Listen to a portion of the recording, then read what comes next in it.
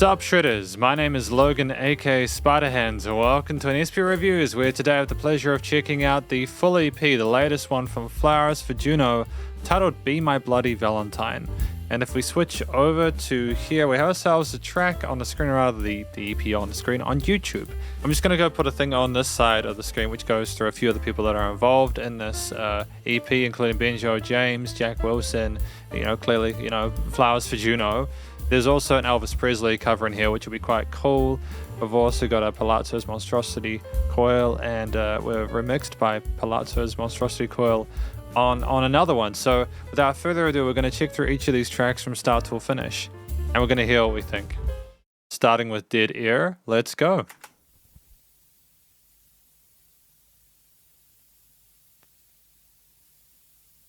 Interesting use of that hiss, staticky kind of stuff going on.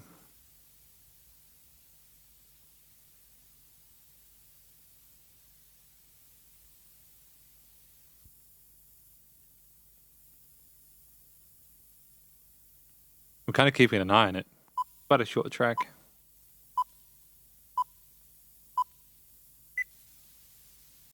Okay, I'm going to level with you. That was solid. And I mean that genuinely and sincerely. I'm not being facetious. It's great because I have not heard many EPs where you literally just have that. Just the hiss, the kind of static. It kind of makes you think, okay, a lot of music these days is really sort of desperate to capture my attention off the bat. This is more than happy to allow us to sort of sit there and sort of be a little bit kind of confuddled by it. But I think in a positive way, the bop, bop, bop, bop kind of sound wave later on, I think is indicative of like a video camera or like a recording or something like that, which I assume is what the rest of this is potentially going to be sort of like based on. Be My Bloody Valentine. If I'm not mistaken, this might have come out on Valentine's Day, so that's cool. But we're going to continue with physical culture, I suppose. Track number 2. Tonight we have a special performance for you, ladies and gentlemen, all the way from Newcastle. Let's give a warm welcome to the one and only Flowers For Juno.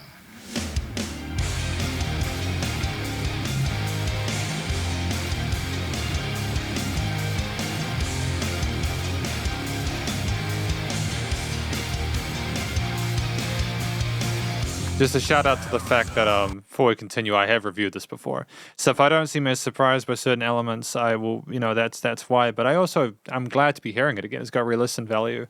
But also it's just nice to have that announcer at the start kind of cool things. And that is I don't think that was there before, so that's a nice shift with the EP.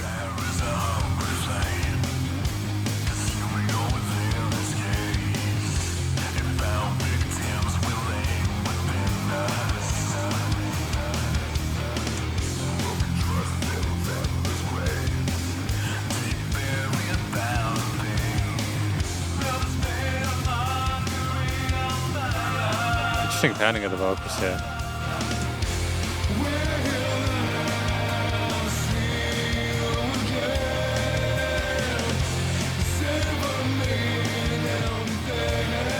Great focus on the bells there as well on the drum kit. Or is that hi-hats? I really appreciate the range with the vocals there, the positioning of them, kind of adding a bit of intrigue there, moving into a higher range in the chorus there. With the guitars, there's almost kind of like a post-grunge-ish kind of feel there with the distorted rhythm parts, the bass and the drums kind of rolling along. It's a nice combination of elements, and I'm glad to be listening to it again.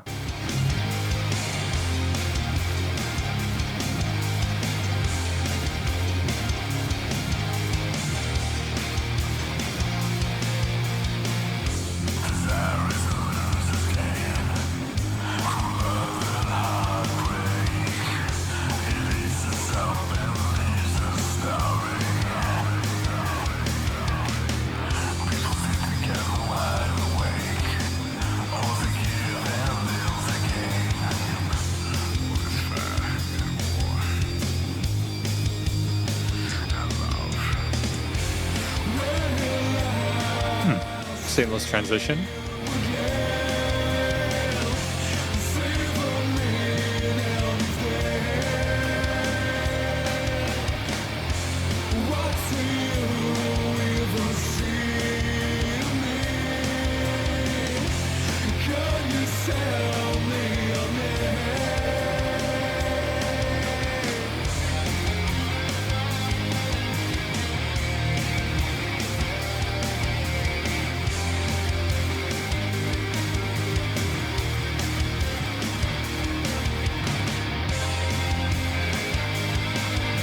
And this lead section here is just really charming, isn't it?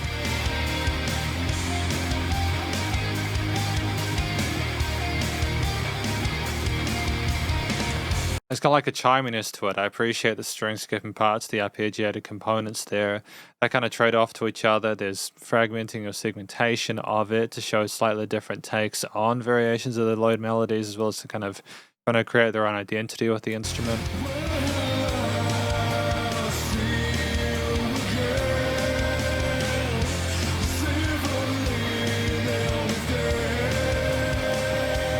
Those higher harmonies are kind of sweet as well.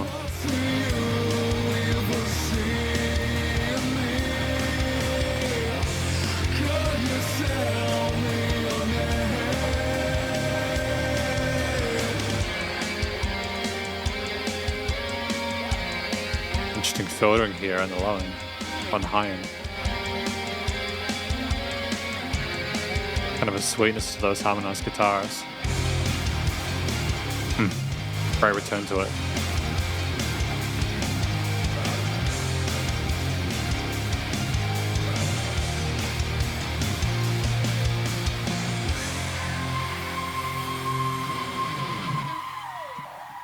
That scream at the end indicates the level of dynamic range we have there. It's really dope to have that kind of poignant kind of, oh, wait, well, what's happening here? Is there more chaos there than I previously sort of like had initiated? Like what's going on here? We have kindly been provided lyrics for today by Flowers For Juno. Okay, so I'm going to check out these lyrics for Physical Culture, because if I'm honest, music composed by Jack Wilson, lyrics written by Benjo James. I'm not really sure if I got all the words clearly through for this one, so it's nice to be able to sort of like deduce, get the final sort of pieces of the puzzle. But desire is a hungry flame, consuming all within its gaze. Oh, found victims willing within us, broken trust, it fills in its lives. I get what we're trying to communicate here. Deep buried by the pain, love is a mockery, made a mockery of by lust. Oh, okay.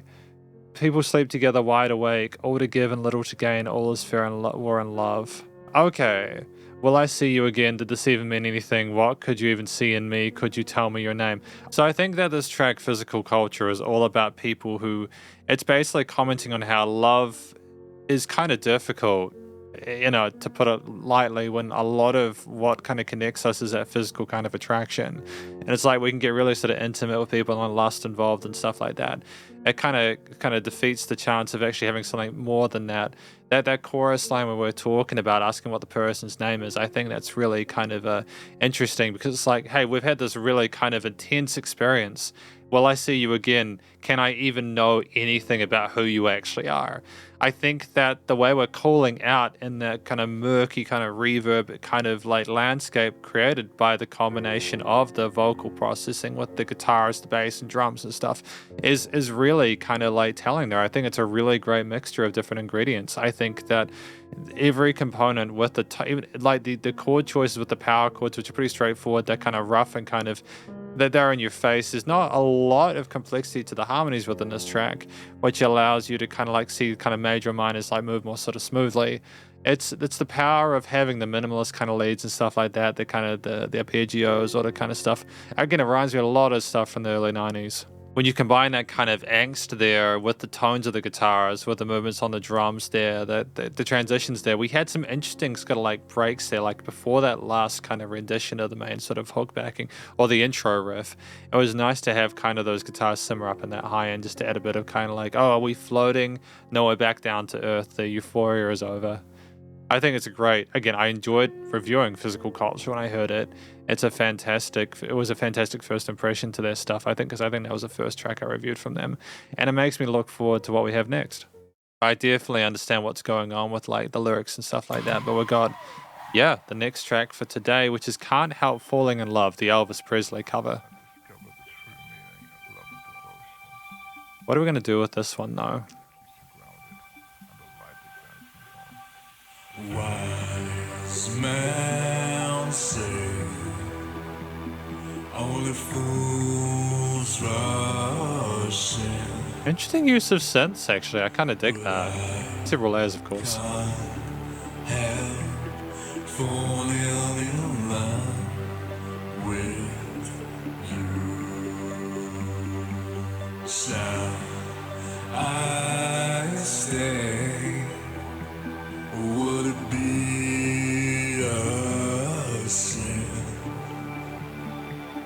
if I can't help falling in love with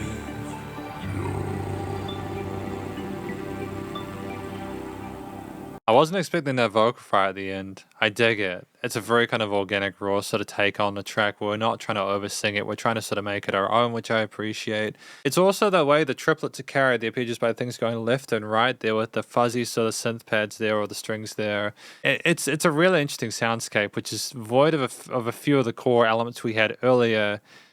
Is that it? Oh, wow. Oh, it was really short.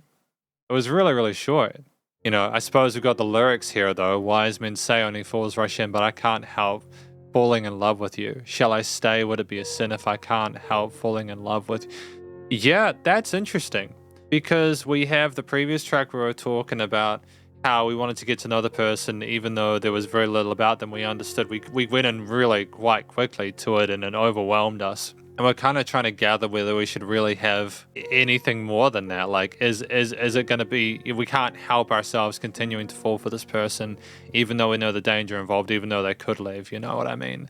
I think that's a nice continuation of it. I think that if we're going to continue to put these tracks together in the sequence, especially being kind of creative with the covers outside of it and making it our own, showing a flexibility, not just with our own stuff, but also material we're kind of like maybe inspired by, or just trying to create a sort of angle with.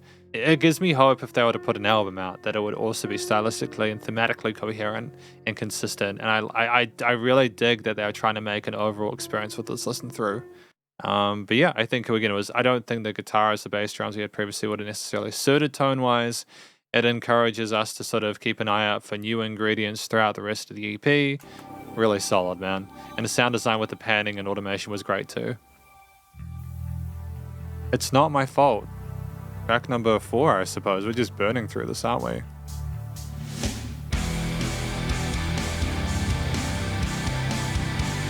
Also kind of reminds me a little bit of the hymn stuff from the mid-2000s.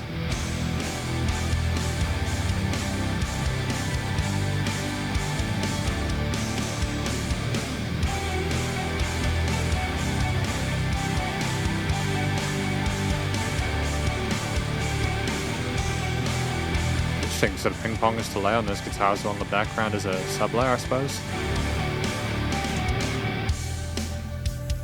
I am like a child within your presence. In all honesty, there's no lie.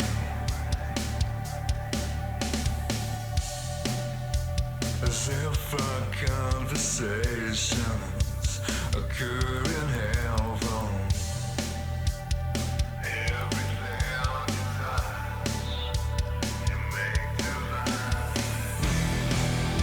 And just the way those guitars on the side come in with the emptiness there, with the drums, the bass, and the kind of discordant vocal parts, it's sick. When I say discordant, that's not quite the word. What I mean is like, it sounded distant. Like these were thoughts going within our own sort of skull and cranium, and we're not sort of processing them as like the main message. There we go.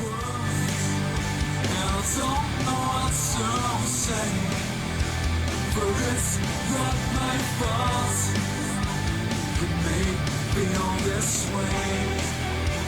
Smile felt so much.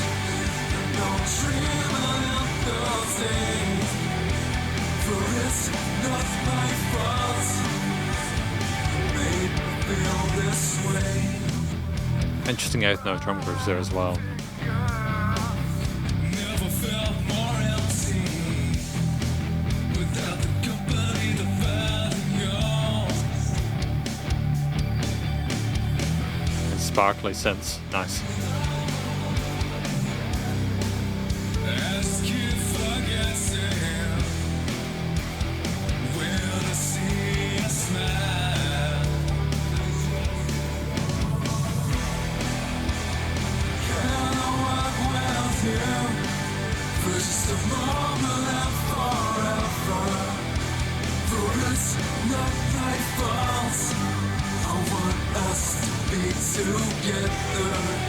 Can I show you how to Very segmenting two sides.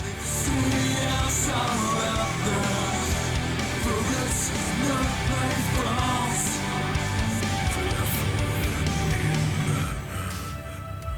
Oh, the dynamic range coming down with these industrial elements.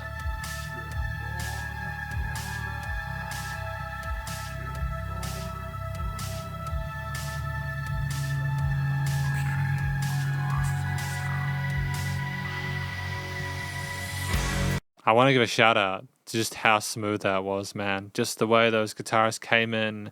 There's sort of strings on the side there, the synth parts being very kind of eerie and almost kind of stressful to listen to. You know, you feel like something else is going to come and hit you, but key change though? Nice. I think that's a solid choice there.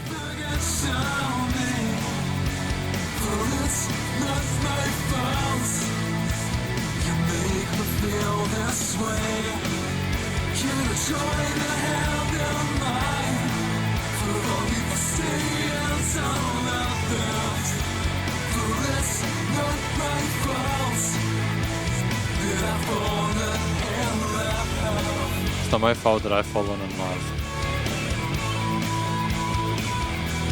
What vocal chops at the end?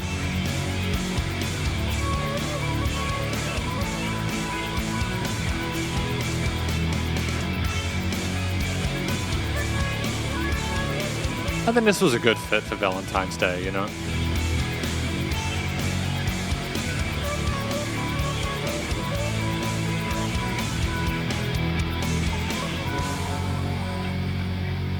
That was a solid track.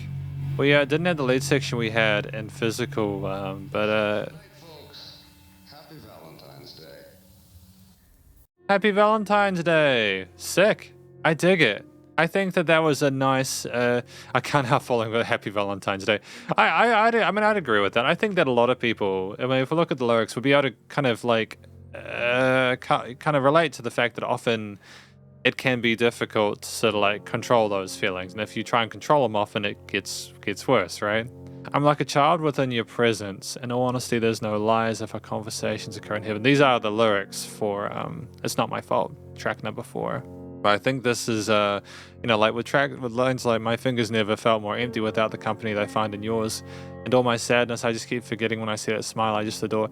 Yeah, so they've really got it down bad for this person in like the nicest way possible. This is an incredible sort of intense attraction they have, that connection they feel that is not being reciprocated. Can I walk with you to just a moment and remember, forever? Therefore, it's not my fault. I want us to be together. Can I join your hand in mine forgive me that I can't forget your name, for it's not my fault. You can make me feel this way. So definitely, I think the implication here is that we never got that. We got told that person's name. Maybe in the Elvis Presley song, things were going okay for a moment, but then eventually it just got out of hand. And in this one, we just can't really sort of like, we're having to cope with the fact that we may have overextended a little bit, but we can't forget this person. And they're not making it, I suppose they're not, I don't know, I don't want to say they're not making it particularly easy, but either way, I think that there's a consistent theme throughout this with like the falling for a person, it being more than just physical, coming off of it and kind of like just trying to sort of like come to terms with what the reality of the situation is and your emotions and stuff associated with it. The guitar chords with the power chordy bits, kind of stuff like that, coming in the choruses was dope. A nice bit of extra oomph in the hook sections.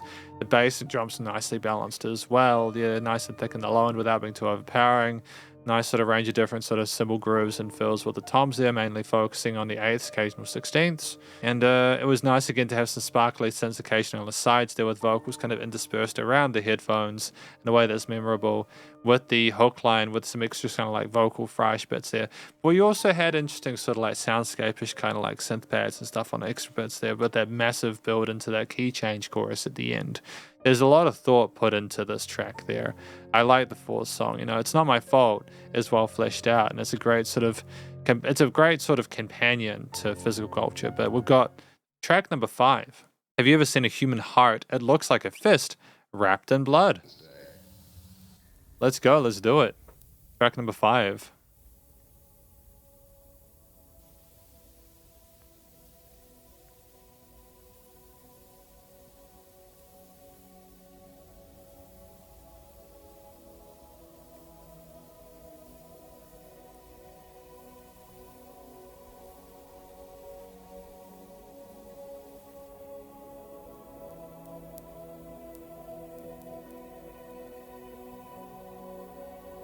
I love the choirs. I think they might be a new thing if we haven't had it already, alongside the kind of vinyl scratch. The sizzle there. Kind of similar to what we had at the start of the EPA.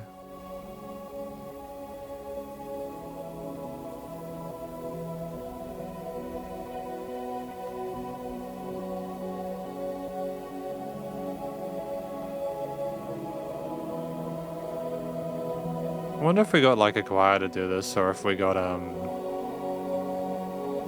yeah, or if those are samples or something like that.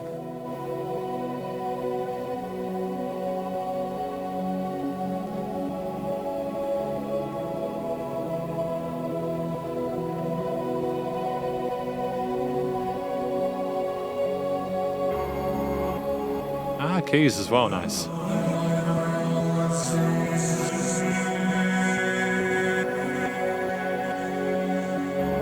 A bit of glitching there, that's kind of dope.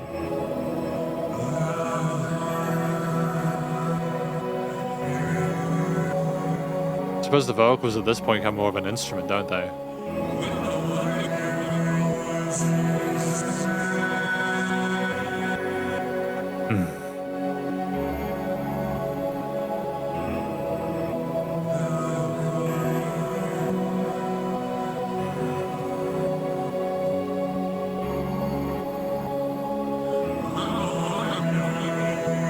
Well, that was a little bit unsettling. I kind of frazzled a little bit there for a moment. Bit of wobulation.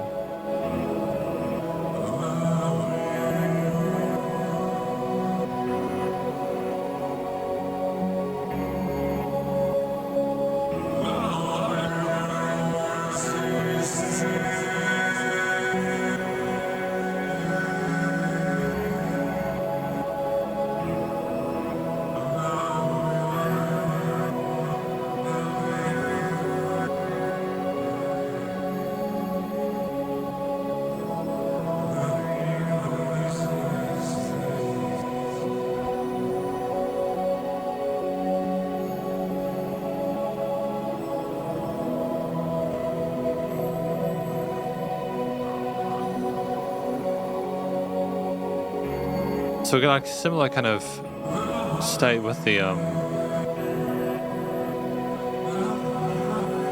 we got a similar kind of state with the pads, as well as the little sort of sparkly loops and oscillations there.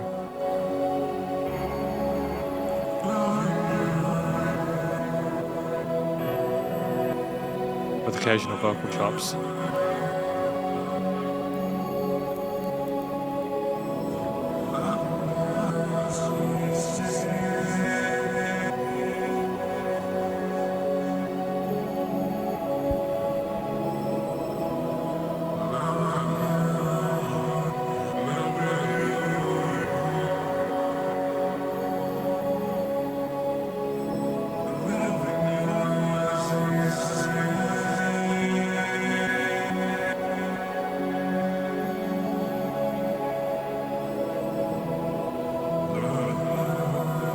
It's kind of heavenly and kind of psychedelic at the same time.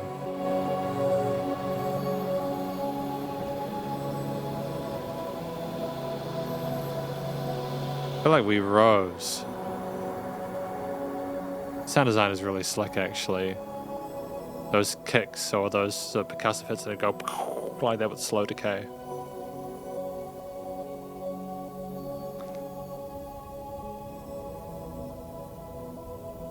Now really gentle into the bell curve here.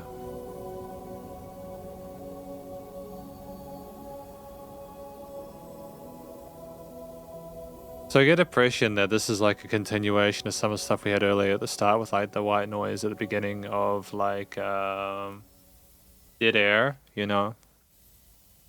We're back to it. 'Cause I think the sixth track is a remix, which is fine. I just think that's basically what the situation is there. Which would be good to listen through just to hear if we hear anything different.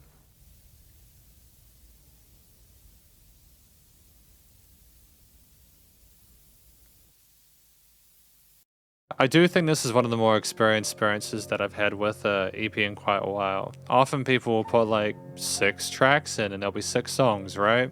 You know, for this track, have you ever seen a human heart? It looks like a fist wrapped in blood. Music composed by Benjo James, lyrics written by Benjo James. Loving You Is Easy, right? So I think the Loving You Is Easy part is the thing that's sort of being modulated vocally across the entirety of the track, or at least in certain parts. And I think that's really all we need, you know, Loving You Is Easy. That kind of, I don't know, maybe the passion is what rises and we kind of like give in to like the trying to sort of figure out whether we should approach it further or not. Is that the kind of implication there? I mean, either way, the sort of synth pads there, the occasional kind of like glimmers of sort of like notes on the right hand on some of the sparkly leads, the occasional sort of like long decay percussive parts, they're all there to sort of provide a soundscape.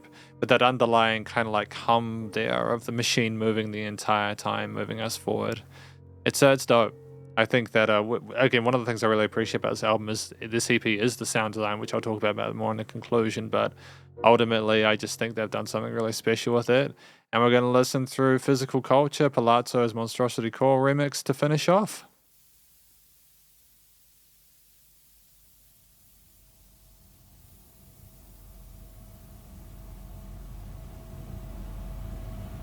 There we go. Similar kind of aesthetic to what I did previously there with the slow build. But this is a bit quicker this time, to be fair.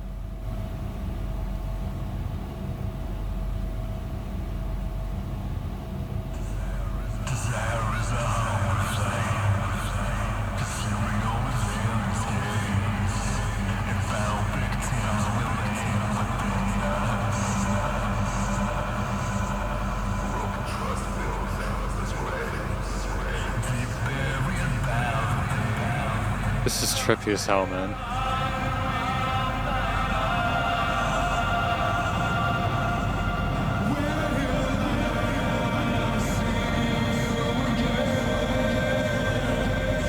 I mean, it's incredibly unnerving. I haven't really heard music like this before. It's quite a thoroughly unique experience.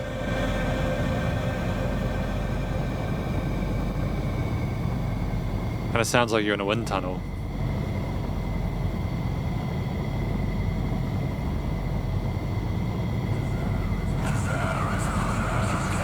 Like if they reverse the takes, they get louder over time with the delay.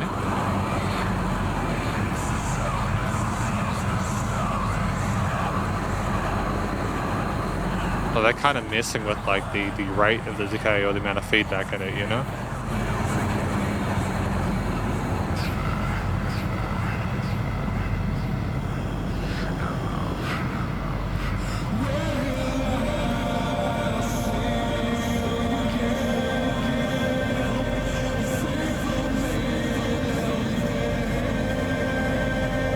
I think I do prefer the original just for the guitar, bass, and drums and how they seamlessly they work well with the vocals. I'm also wondering if I missed some synth leads in that first track.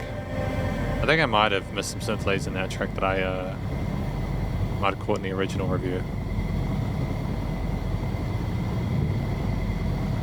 But this is quite unsettling.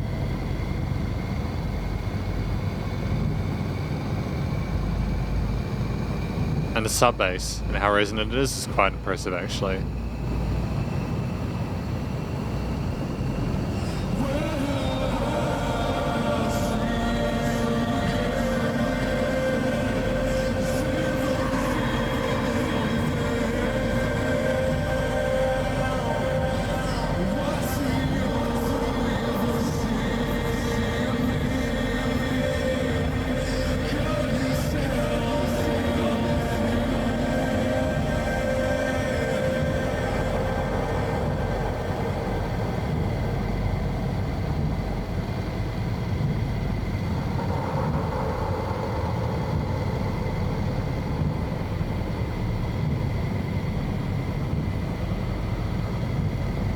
It kind of continues like that, iterating upon the main hook lines, right? Palazzo's Monstrosity Coil remix. I've never heard anything like this before.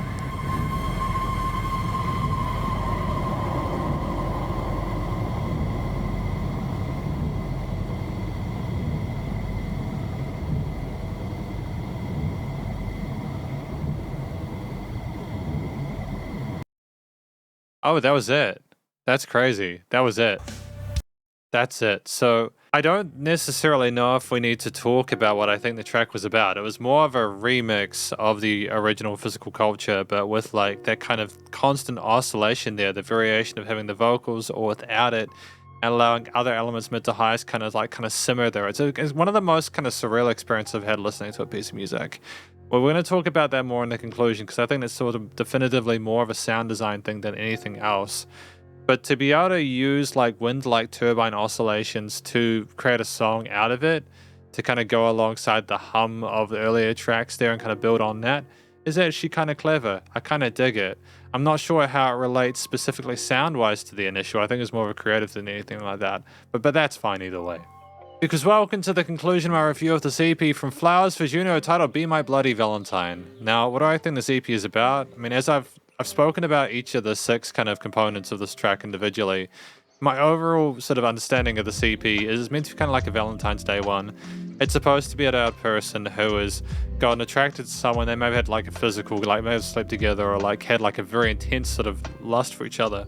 But they don't actually know each other, and it's like, or maybe it's one-sided, and this guy is like, oh, this person's like really, really wants to connect with them. They don't know their name at first. When they do learn it, they dare to love this person. Eventually, they're so scared of this person leaving that they inevitably don't know how to cope with it and everything like that. And in the end, I just think, loving you is easy. It makes me kind of like wonder if it's all about kind of going through the point where you kind of have all this kind of like sense of danger and stuff, and you eventually give in to the temptation and just kind of find yourself lost in the ether and the void. I think that's basically what it's about. I could be wrong. Feel free to let me know in the comments. But I mean, the vocals that go alongside this were solid. I think that, again, they remind me a lot of the early kind of grunge stuff in the 90s and like Him from the mid-2000s. I think there's a combination of those elements there. And I dig that. I like the rough kind of gritty tone to it. The vocals with the occasional vocal fry in that lower end. I like the head and chest voice there. I think we're going for a certain kind of style of singing here that I think does work with the kind of almost kind of gothic sort of synthy rockish kind of stuff going on. I appreciate that. I think it when you get the tick all the boxes, it's effective. We made this music our own. We were incredibly expressive and dramatic throughout in a way that was actually interesting to listen to. And I appreciate the effort to put in like really kind of like catchy, memorable melodies in these tracks and the hook lines, whilst also trying to give an amount of melodic and kind of performative variety within the verses and other sections there to kind of elevate things further and have a sense of range within it. I think performatively, the way we were doing stuff made sense with the lyrics, and the story we told seemed genuine and authentic as well, so you could kind of believe it and get lost within it. With the vocals being handled, you effectively have each of the tracks. I mean, I'm not going to pretend that like the third track, Can't Help Falling in Love, was sung in the spirit of Elvis Presley's original, but I think it was done in a way that was more authentic to Flowers For Juno. They tried to make the song theirs in the same way that songs like the Palazzo's Monstrosity core remix were incredibly kind of like, I haven't heard anything like that. It was like one in a kind of 1,000 kind of piece there where we really made noise more of a song than anything else alongside the lines. Have you seen A Human Heart very pretty with its different sort of synth layers and everything like that? Even, Can't Help Falling in Love with a lot of the synth pads and leads and like all sorts of percussive shimmers and stuff like that, the triplets going side by side. But the main dominant elements throughout these tracks, like songs like It's Not My Fault and Physical Culture, were the guitar, bass and drums with occasional secondary layers from, again, synth pads, synth leads, other little sort of key sparkles. And I think that those were the ones which were sort of like the most effective. I like the fact that when you had to structure these tracks, they had instrumental intros, variations with the chord progressions and bass lines within the riffs. The guitars typically played sort of like power chord parts, but there was like a lead section within Physical Culture, was kind of dope, handing off between solo parts as an alternate lead for the vocals in those hook parts. I appreciate the bass was sometimes, I think, in like It's Not My Fault, it was by itself with the drums in the verse parts there, but it was nice and thick and everything was nicely glued with the drums cutting in with side chaining and stuff, and adding bits of sort of cymbal and tom flair when needed, with more of a consistency on the chord note grooves with the kicks and snares than anything else. The synths or any other lead parts were either meant to sort of perform chords in the mid to high range, or they were there to sort of like have more of a kind of like glistening sort of like bit of kind of a starry kind of quality up in that higher register where the vocals might not be able to reach. And I think that was a smart move to sort of niche things in that frequency spectrum like that. outside of the instruments and how they were played, songs like the intro track Dead Air, it was mainly just kind of the hum and then the bop, bop, bop of the sound of recording there. And it was like a movie. It was like we were listening to a movie. And I kind of adore that. It was very artistic. It was very creative. This songs throughout it they didn't have a similar structure. Each track was kind of more sort of designed to suit either the cover that was being done or the soundscape that was being delivered, or you had a couple of more sort of traditional tracks with again the A verse, chorus structures, leads, etc., or interludes. I think that's all we really needed. It makes for an engaging, interesting EP because of the variety of different ways of songwriting within it, but there were similar tones and such to the instruments within it, as well as the vocals being kind of like well connected there. All the vocal chops, the stuff we had later on, were kind of like the verse and such. I just think that there was a nice connection between the tracks that made this EP work. I suppose I've spoken about like the extent of a lot of the different instruments within it, and we had a great sense of rhythm as well with sort of 8ths and 16ths throughout the sort of like sections there. The vocals were typically the focal point though. I didn't always get the words through clearly. I think some of the reverb and delay on some of the instruments and stuff like that, but nevertheless that's absolutely fine because it doesn't need to be absolutely clear all the time. The themes of these tracks were typically kind of very moody sounding. We're either going for sort of synthy kind of colory stuff, which had a tinge of kind of danger and it was kind of sexy sounding. And then we had kind of like guitar and bass drums, kind of non-extensional, how do I describe it, kind of like more kind of meat and potatoes riffs there, which allowed the vocals and those sort of like interesting kind of lead elements or side blasts to have more prominence in them. We weren't the same loudness the entire time. There was dynamic range to the tracks, but in general we had a sort of a nice sense of glowing that was not only studio production but also again niching of things in the frequency spectrum. And the tracks typically sounded like someone either in euphoria because they were letting go of all the doubts they had, or someone trying to figure out whether they should be getting involved with that person in the first place. And I think the sounds that we had mirrored those sentiments well and very effectively. I think the performances in general are very tight. I don't think there was a note out of place. But I mean, finally, it's just the studio recording, mixing, and mastering, which I think was stellar. We were very comfortable with like the vocal, the vocals again. They didn't always get the words through clearly. That's just, I think, part of it was the style, but also like the tightness of it and the reverb tails and such. But the vocals were nonetheless still audible in the mix. The guitar is bass and were more clear in the hook sections where it really mattered. The guitar, bass, drums, synth pads, and such were panned in interesting positions in the stereo field, filled out the frequency spectrum really well. Things were really neat with the way things were kind of like panned. There were vocals sometimes on this side or this side, etc. And it was like you followed it around. In the Elvis Presley cover, things went from left to right in a triplet pattern, which was kind of dope. Lots of, and again, the stuff that was going on with the soundscapes of songs like the Physical Culture remix was just absolutely divine. Clearly very articulate and knowledgeable in regards to studio production. There was a lot there. There was more than kind of even like the industry standard stuff, but they made it their own. They made it, again, as I've said many times, and it's rather overdone, a unique listening experience, which had plenty of dynamic range. It was nice to allow without pumping so the bus compression limiting was handled. But effectively, this is my review of this EP from an act named Flowers For Juno, titled Be My Bloody Valentine, and hopefully you enjoyed it. If you did, please do go show them some love via their various social medias and their YouTube page, and stay cool and stay safe. Please remember to support your local musicians and artists at this point in time, as they help more than ever with all the crazy stuff going on in the world, and I will catch you in the next review. Spiderhands out.